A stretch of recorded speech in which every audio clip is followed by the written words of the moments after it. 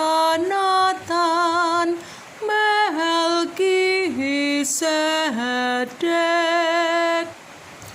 Pangeran ngandika marang Gustiku, lenggah ing satengenku, mungsuh-mungsuhmu bakal ndak dadekake pancike sikilmu.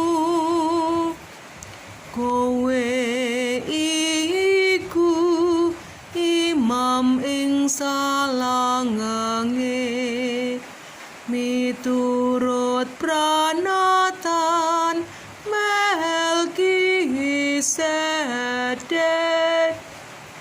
Saka Sion pangeran bakal maringake teken keprabon, jumeneng nata nguwasani mungsuh-mungsuhmu. Kowe iku imam ing salangenge, miturut pranatan Melkisedek.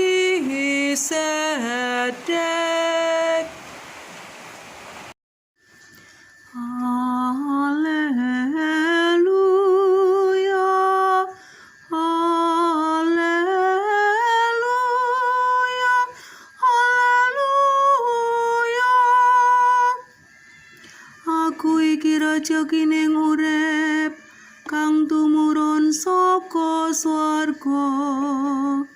Sing sapa mangan rejeki iki bakal urip ing